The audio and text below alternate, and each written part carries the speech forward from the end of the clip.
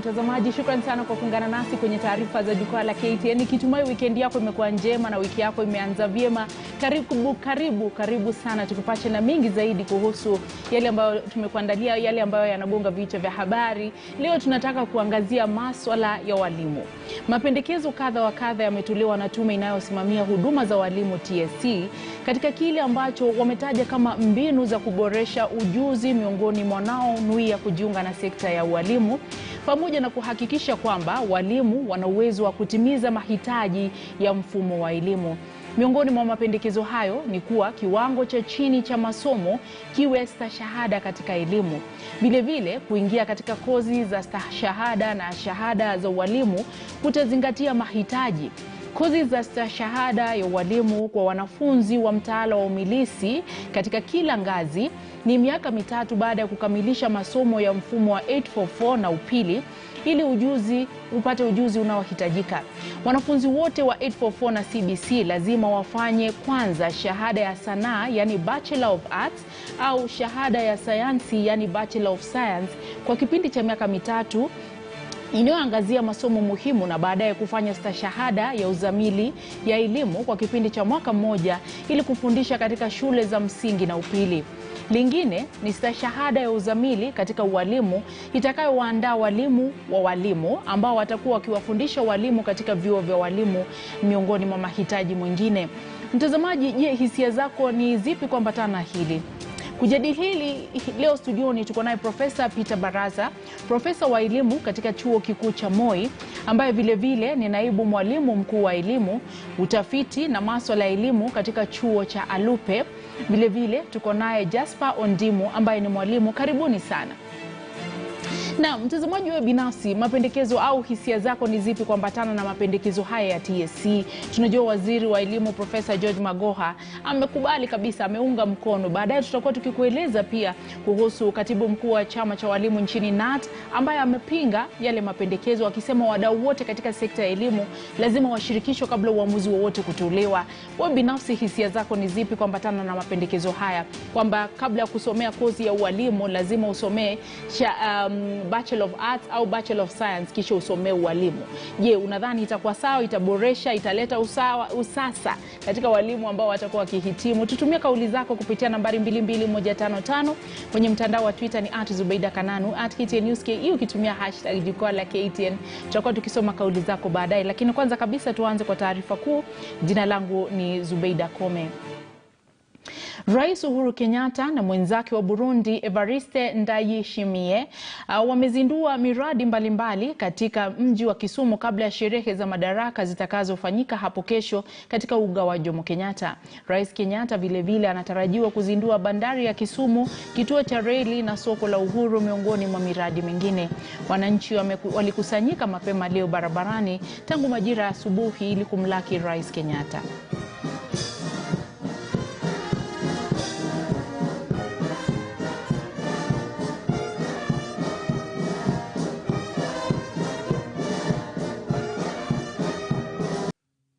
Today, together with His Excellency President Ndayishimiye, we witnessed the signing of several bilateral instruments which will accelerate the scale and scope of cooperation between our two countries.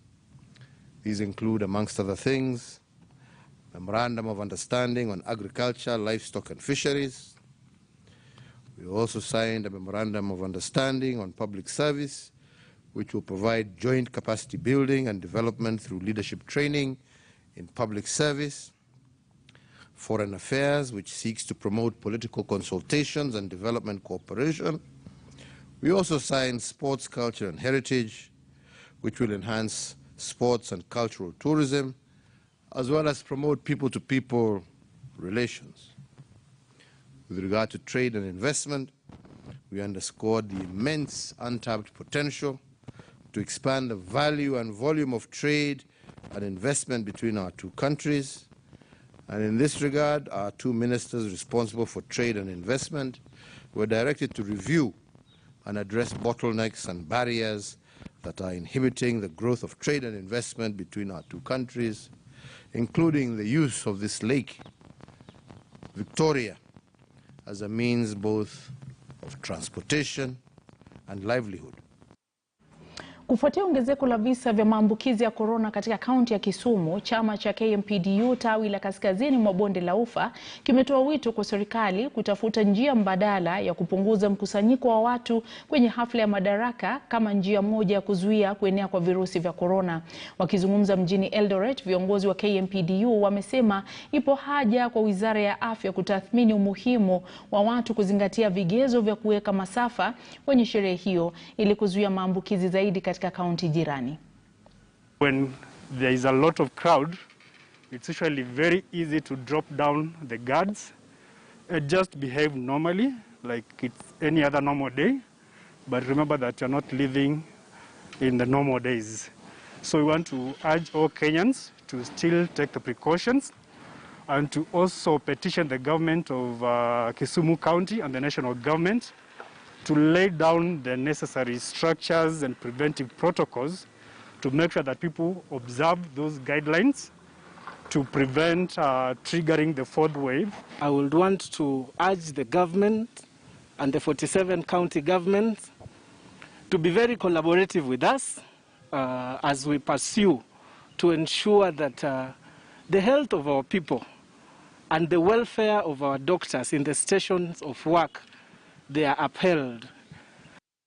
Naam, tukiingia katika masuala ambayo yanahusiana na elimu na taarifa ambayo inahusiana na mjadala wetu wa siku ni kwamba katibu mkuu wa muungano wa walimu nchini NAT Wilson Sosion ameilaumu tume ya huduma kwa walimu nchini TSC kufuatia mapendekezo ya mageuzi katika sekta ya elimu ya kufutilia mbali shahada ya elimu.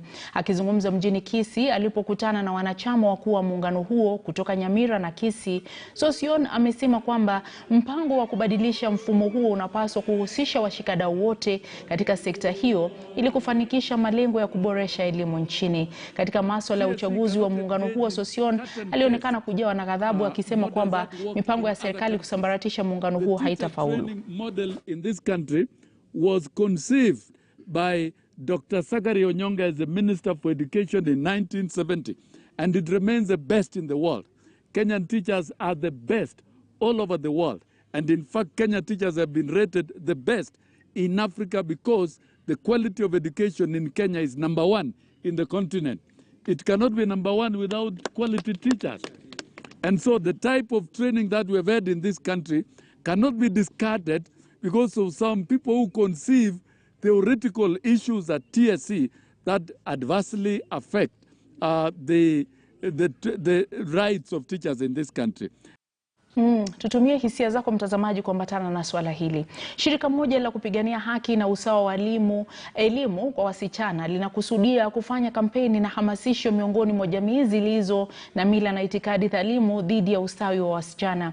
Shirika la Fawe Kenya liliandaa kongamano maalum kwa kuyashirikisha mashirika ya jamii kutoka kaunti za Nairobi na Turkana ili kutoa mafunzo kuhusu utafiti na takwimu kuhusu elimu kwa wasichana. Afisa mkuu Teresa Otieno alisema lengo ni kufafanua na kubaini utafiti na takwimu kama chombo na jukwaa thabiti katika kuyafikia malengo ya elimu kama haki ya msingi ya watoto wote hasa wasichana. One of the counties where we have low access of education in terms of girls, because you see that when you compare girls to boys, boys are the ones that are mostly enrolled, retained in schools as compared to girls. And that's why today this workshop is geared towards the fact that we have to use the existing data that shows that education for girls in counties like maybe Turkana is low. So we're using, or we want to use that data for advocacy in girls' education. Remember, when girls are educated, then it means women are educated, and when they are educated, they are empowered, they are able to take part in decision-making in society. We want to get to every girl as much as possible, and we want to be able to use data to be able to bring out more about the issues and barriers and solutions that can help the girl, the women, and the youth, as it were, everyone, because we know in Africa the youth are our promise, they are our problem, and they are our potential. As an organization that is focusing on girls' education and women empowerment, we're also looking forward to ensuring that as much as these girls are able to access education, issues that are affecting them should be addressed so that they can be able to be retained in school and continue with their studies. But when we talk about continuation with studies, we realize that through the data that has already been gathered, when girls continue with their studies, especially primary to secondary, their numbers continue to lower. Viongozi kutoka kaunti ya West Pokot wametoa wito kwa serikali kuboresha miundo msingi ya shule zilizoko mashinani kama njia moja ya kuboresha viwango vya elimu katika shule hizo. Aidha, viongozi hao wamesema shule nyingi za mashinani kaunti ya West Pokot zinashuhudia uhaba mkubwa wa walimu, na sasa wanaitaka tume ya huduma za walimu nchini TSC kuwatuma walimu wa kutosha katika kaunti hiyo.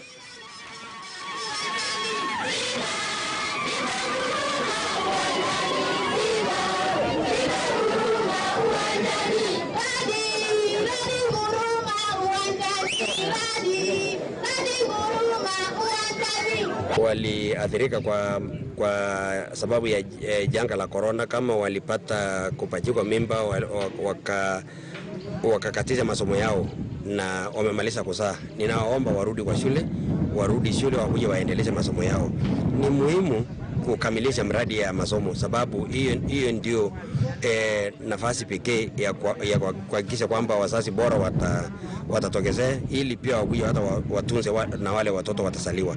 Hapa West Pokot hapo awali walikuwa wanafanya mambo ya kuwatahiri wasichana ama mambo ya tohara, lakini wakati huu kama viongozi tumeshikana mikono pamoja, tuachane na mila ambazo haziko mzuri katika kaunti. Moja yao ni watoto wasichana kuozwa mapema, ingine ni tohara kwa watoto wasichana. Na ninataka nipongeze wananchi wote wa West Pokot County kwa sababu wakati huu mambo ya tohara kwa wasichana imerudi chini. Mambo ya kuwaoza wasichana mapema imerudi chini. Naam, tunaingia muda soko mrefu katika sehemu yetu ya swala nyeti, lakini kwanza kabisa tuende katika nchi ya Somaliland ambapo uchaguzi wa ubunge na udiwani katika taifa la Somaliland umekamilika, huku vituo vya kupiga kura vikitarajiwa kufungwa kufikia sasa. Jumla ya wapiga kura milioni 1.3 wamesajiliwa kushiriki katika uchaguzi huo. Uchaguzi huu unaohusisha vyama vitatu nchini humo unafuatiliwa kwa karibu sana na jamii ya kimataifa, ikiwa njia moja ya kuona kuwa Somaliland inapata uungwaji mkono na kama taifa huru. Mwanahabari wetu Muremi Mwangi ambaye yuko eneo la Hargeisa, eneo la Somaliland, amezungumza na wenyeji. Tumekuja hapa leo asubuhi mapema sana kupiga kura ya member of parliament na council. Sasa iko mzuri sana, tunapanga line na inaendelea vizuri. It's a competition like a football. We hope to win, but there is always the chance not to win as well. But we expect to win. The Somaliland election is much more better in security, in performance, in major parties elections in the continent of Africa and in some parts of the third world. This will be the beginning of the new era for Somaliland after this election. And I'm thanking you for the Kenyans that who came here. I hope that you can spread and expose our strength. Na mtazamaji, utakuwa ukipokea taarifa zaidi mwendo wa saa 1 ukiwa na Emiri Atuoli. Sasa hivi tuingie katika sehemu yetu ya swala nyeti, na kwanza kabisa tupate kauli ya waziri wa elimu Profesa George Magoha kuambatana na mapendekezo ambayo yametolewa na TSC.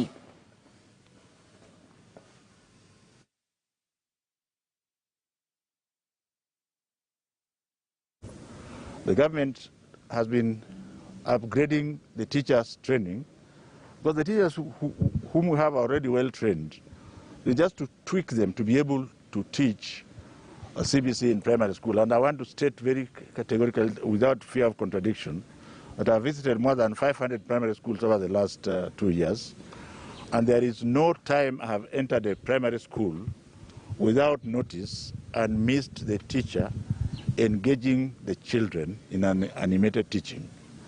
Going forward, there is need for us, and we are going to have the first group of diploma teachers trained from June this year. It was delayed because of COVID.